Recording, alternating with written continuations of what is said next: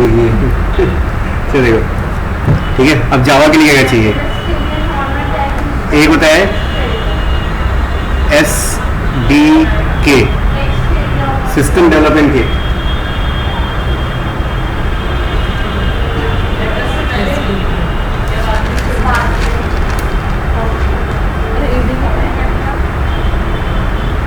ठीक है, ठीक है, SDK, सिस्टम डेवलपमेंट किट। ठीक है, तो SDK क्या हो जाएगा जी आपकी? ये हो जाएगी क्या? कलेक्शन ऑफ लाइब्रेरीज होती है ना।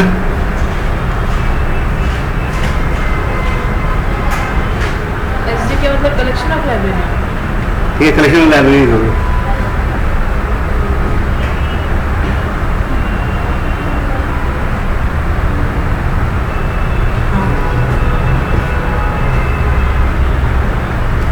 ठीक है, क्लियर? ठीक। जावा के लिए जो SDK है वो अब JDK के नाम से है, JDK, जावा डेवलपमेंट किट।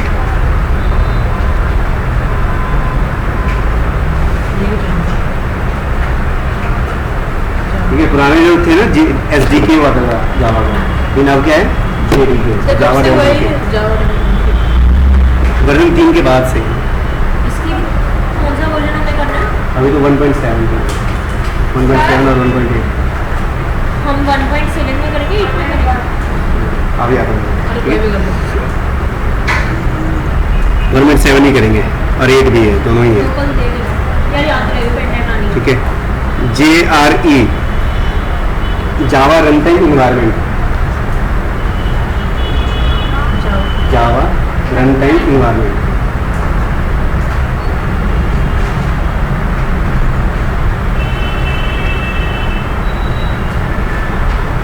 ठीक है, एक है IDE, integrated development environment, integrated development environment. इसमें हम यहाँ पे करेंगे नेटबीन्स। और एक और होता है एक्लिप्स भी होता है।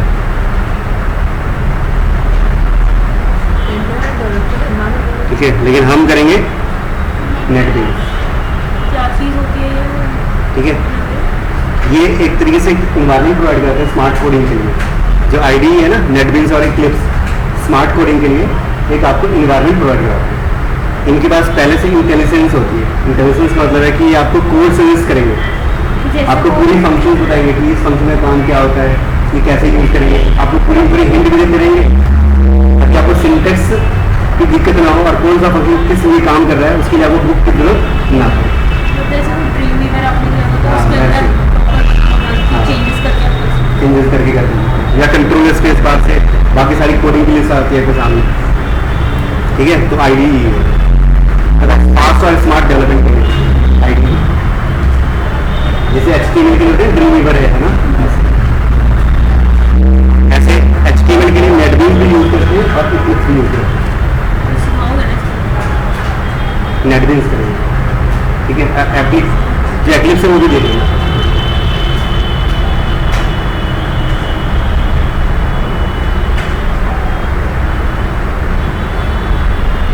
डेवलपर के सिस्टम पे क्या होना चाहिए जी? IDE और JDK होना चाहिए। ठीक है, डेवलपर का जो डेवलपर का सिस्टम है, यानी कि जो प्रोग्रामर है, प्रोग्रामर जो प्रोग्राम बनाता है, जो डेवलपर है, उसके सिस्टम पे JDK भी होना चाहिए और IDE भी होनी चाहिए। JDK डेवलपमेंट किट है, मतलब कि हम जावा का कोड लिखेंगे और कोड को कंपाइल करेंगे, ठीक है, और रन करेंगे। ये सारी फैसिलिटीज JDK के पास है। अब स्मार्ट कोडिंग के लिए हम IDE यूज करेंगे। JRE, ऐसे जब JDK इंस्टॉल करते हैं तो बाय डिफॉल्ट JRE भी इंस्टॉल हो जाता है ताकि आपका जो प्रोग्राम है वो रन हो सके। यानी कि आपके जावा के प्रोग्राम को रन टाइम इन्वायरमेंट कौन प्रोवाइड कराएगा? JRE। अगर आपने जावा डेवलपमेंट किट को यूज करके कोई सॉफ्टवेयर तैयार कर लिया, कोई एप्लीकेशन तैयार कर लिया जावा के अंदर, फिर उसको किसी क्लाइंट को दोगे तो उस क्लाइंट के सिस्टम पे JDK कंपल्सरी नहीं है, लेकिन JRE कंपल्सरी। ऐसे बाय डिफॉल्ट JRE तो होता है हर एक सिस्टम पे।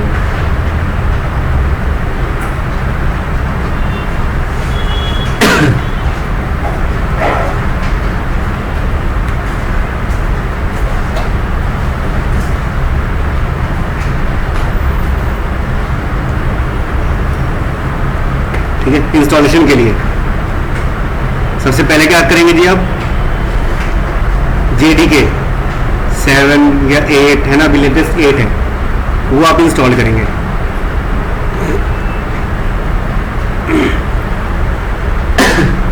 ठीक है, JDK 7 या 8 ठीक है इंस्टॉल करेंगे।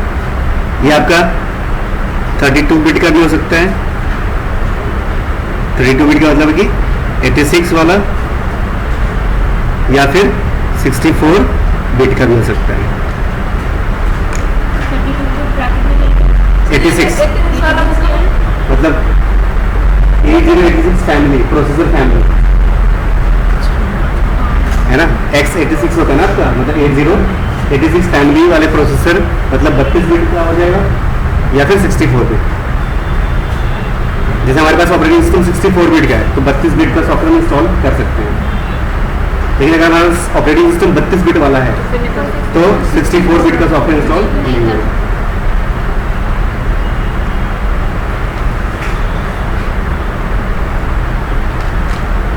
ठीक है,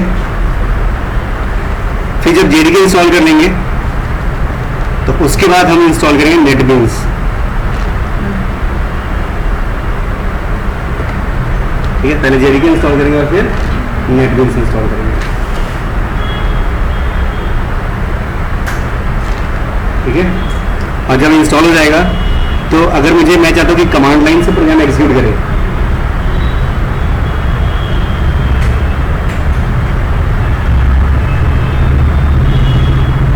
तो पाथ सेट करने होंगे। क्या करने होंगे? Path set. अब पाथ सेट कैसे करते हैं?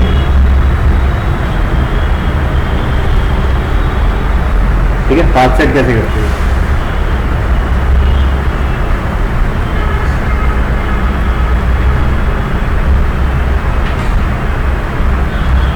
ठीक है, पाथ सेट करने के लिए माई कंप्यूटर में राइट क्लिक करो। ठीक है, माई कंप्यूटर पे राइट क्लिक करो, जिस पीसी है यहाँ पे प्रॉपर्टीज में जाओ। पाथ सेट करने के लिए माई कंप्यूटर पे राइट क्लिक करो, प्रॉपर्टीज में जाओ। ठीक है, एडवांस्ड सिस्टम सेटिंग में जाएंगे हम। ठीक है, एडवांस्ड सिस्टम सेटिंग्स में जाएंगे।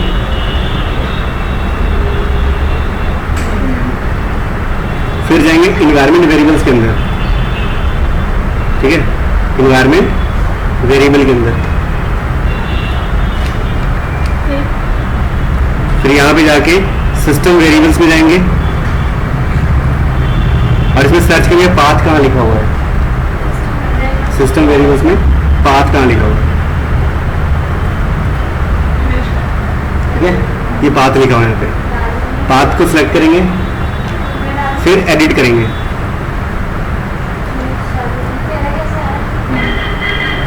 ठीक है, देखो ये पूरा पाथ है, हर एक सॉफ्टवेयर जो भी है ना उन सबका पाथ यहाँ लिखा हुआ है। इसमें चेक करेंगे पहले से कोई पाथ सेट तो नहीं है ना अपना जावा वाला, कोई रीसेट नहीं है। तो सबसे लास्ट में जाएंगे, सबसे एंड पे। ठीक है, ये टेक्स्ट बॉक्स के अंदर हम सबसे लास्ट में जाएंगे और यहाँ पे लगेंगे सेमीकोलन। बिल्कुल एंड पे जाके फिर लगाएंगे सेमीकोलन। अब यहाँ पे हम नए न्यू पाथ डालेंगे जावा वाला। यहाँ पे हम जावा का न्यू पाथ डालेंगे। तो जावा का न्यू पाथ वो कौन सा होगा जी? जहाँ पे जावा इंस्टॉल्ड है, जहाँ पे जावा इंस्टॉल्ड है। अब जावा जैसे इंस्टॉल्ड कहाँ पे? इस कंप्यूटर के अंदर सी ड्राइव में प्रोग्राम फाइल्स के अंदर। अब प्रोग्राम फाइल 2 है ना यहाँ पे, तो इस प्रोग्राम फाइल के अंदर x86 के अंदर 32 बिट वाले सॉफ्टवेयर इंस्टॉल होंगे और इसके अंदर होते 64 बिट वाले सॉफ्टवेयर इंस्टॉल होते हैं। हाँ, जैसे मेरा जो ऑपरेटिंग सिस्टम है वो 64 बिट वाला है। ठीक है, मेरा जो ऑपरेटिंग सिस्टम है वो 64 बिट का है। तो जब मैं कोई 64 बिट का सॉफ्टवेयर इंस्टॉल करूँगा तो वो जाएगा इस प्रोग्राम फाइल के अंदर, 64 बिट वाला नॉर्मल प्रोग्राम फाइल के अंदर। अब अगर मैं 32 बिट वाला सॉफ्टवेयर इंस्टॉल करूँगा तो वो जाएगा x86 के अंदर। ठीक है, यहाँ चले जाएगा। ठीक है, मैंने दोनों इंस्टॉल करेंगे JDK। देखो इसमें मेरे पास जो जावा है 64 बिट में वो 1.8 वर्जन है। ठीक है। और 32 बिट वाले के अंदर जावा है, वो है 1.7, क्योंकि मैं दोनों पे काम करता हूँ। ठीक है, तो मैं 8 में भी काम करता हूँ, 7 में भी काम करता हूँ, इसलिए दोनों डाला है। कितना डिफरेंस है? जैसे 8 के अंदर क्या है, नया है, ये नया वर्जन है, मतलब कुछ चीज़ें नई होंगी, लाइब्रेरीज नहीं है। ठीक है, तो ये ज़्यादा इजी होगा। चला इजी नहीं, कुछ एक्स्ट्रा चीज़ें और ऐड करेगी ना इसमें। पिछले वाला स्टैंड। ठीक है, जो नया कॉन्सेप्ट है, जो नई है ना चेंजेस हैं ओरेकल की तरफ से, वो सारे डालेंगे 8 के अंदर। जैसे 8 के अंदर 1.8 के अंदर ODBC नहीं चलता, जावा का होगा ना ODBC connectivity, open database connectivity, वो उसमें नहीं चलता, वो सिर्फ सैन चलता। तो फिर कनेक्ट कैसे करते हो? डायरेक्टली उसके नेटिव ड्राइवर से कनेक्ट है। ठीक है, जावा का अपना जो ड्राइवर है उससे कनेक्ट है। ऐसे बेस्ट तो वही होता है, नेटिव ड्राइवर। ODBC बेस्ट नहीं है। ODBC तो होता है कि अपने सिस्टम पे जैसे नेटिव ड्राइवर नहीं है तो करती है। ठीक है, जैसे मान लो जिसे भी पाथ सेट करना है, जैसे मान लो मुझे 8 का पाथ सेट करना है, मैं प्रोग्राम फाइल में जाता हूँ।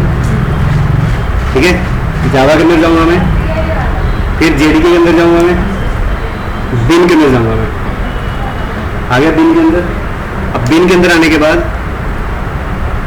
ठीक है, एड्रेस बार से URL से एड्रेस बार से कंप्लीट पाथ कॉपी करेंगे हम, ये बिन तक वाला, बिन के अंदर जाके ये बिन फोल्डर खुला हुआ है। ठीक है, अदरवाइज बिन फोल्डर के अंदर जो जावा सी है ना, ये जावा सी, ये जावा का कंपाइलर है। ठीक है, और जो ये जावा है या जावा W, ये जावा का इंटरप्रेटर है। मतलब जो जावा लैंग्वेज है ना, वो कंपाइल्ड एंड इंटरप्रेटेड लैंग्वेज के अंदर आती है। जावा लैंग्वेज किसके अंदर आएंगे?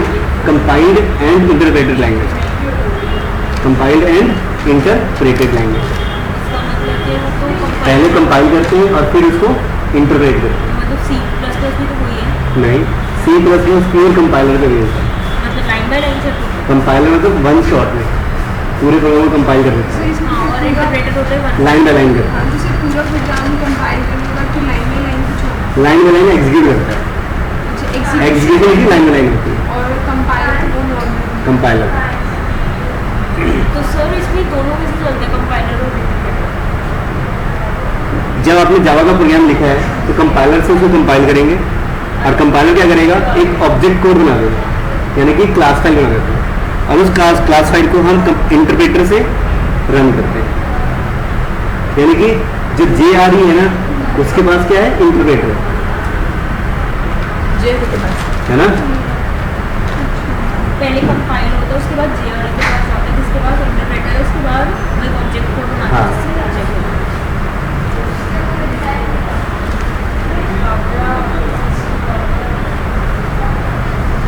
मतलब पहले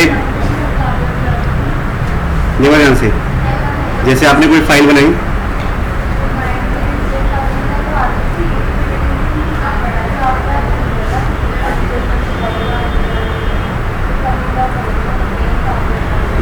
कोई फाइल है,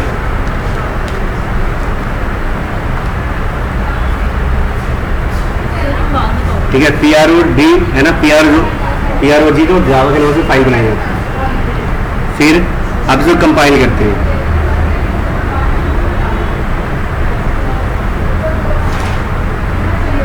कंपाइल करेंगे तो ये फाइल बन जाएगी PROG.class फाइल।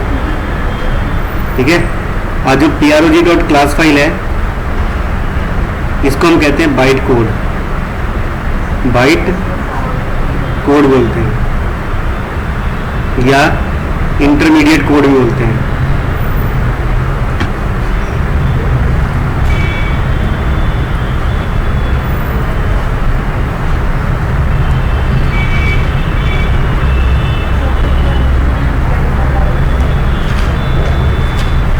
ऑब्जेक्ट फाइल भी इसमें क्लास फाइल बोलते हैं।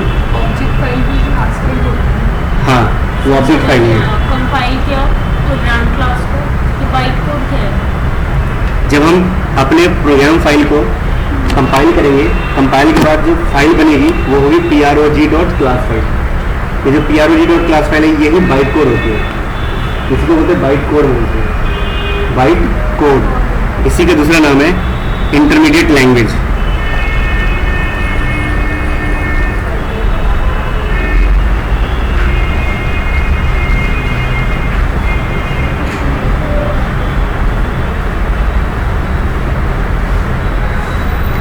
ठीक है, इंटरमीडिएट लैंग्वेज ही बोलते हैं इसे।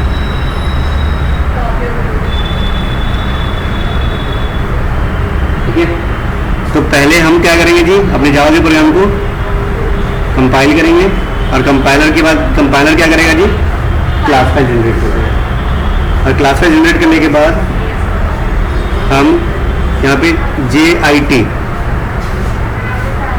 जस्ट इन टाइम कंपाइलर, ठीक है, JIT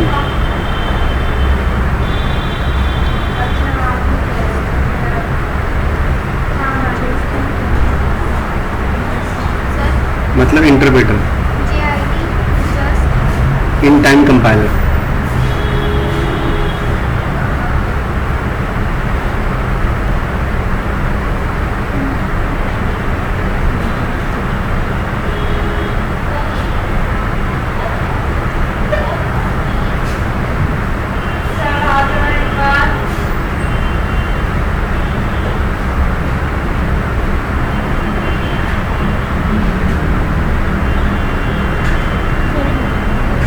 जब उसने कंपाइल कर लिया, कंपाइल कर पूरे प्रोग्राम को चेक कर लिया, तो फिर जो एरर होंगे वो तो उसी टाइम पे निकल जाएंगे। इंटरप्रेटर अलग क्या काम करेगा? इंटरप्रेटर क्या कर रहा है, एग्जीक्यूट कर रहा है। कंपाइलेशन के बाद तो एग्जीक्यूशन हो सकती है। तो एग्जीक्यूट करेगा कौन, क्योंकि हमारे जो सी के प्रोग्राम है जब कंपाइल करते हैं उससे तो एक सी फाइल बन जाती है। जो एक सी फाइल होती है वो डायरेक्टली ऑपरेटिंग सिस्टम रन कर देता है। एग्जीक्यूटेबल फाइल होती है, एग्जीक्यूटेबल फाइल ये नहीं होती, ये क्लास फाइल बनती है। तो इस क्लास फाइल को एग्जीक्यूट करने के लिए ये एक सिंपल बाइट कोड है, मतलब वो बाइट कोड है जो कि ऑब्जेक्ट, वही ऑब्जेक्ट सी है। ठीक है, और ये जो ऑब्जेक्ट है ये सिर्फ और सिर्फ वर्चुअल मशीन समझ सकता है, जावा का वर्चुअल मशीन JVM समझ सकता है। और JVM के पास क्या है अपना इंटरप्रेटर। और JVM क्या है जी, एक इन्वायरमेंट है जहाँ पे आपके जावा कोड डेवलप किए जाते हैं और एग्जीक्यूट किए जाते हैं।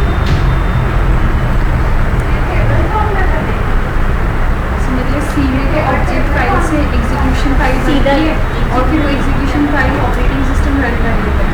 हाँ, इसमें सिर्फ क्लास फाइल, इसमें ऑपरेटिंग सिस्टम जावा के प्रोग्राम को डायरेक्टली रन नहीं कर सकता।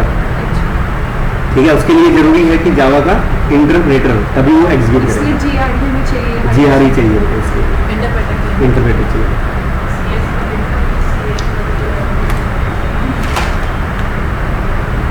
ठीक है,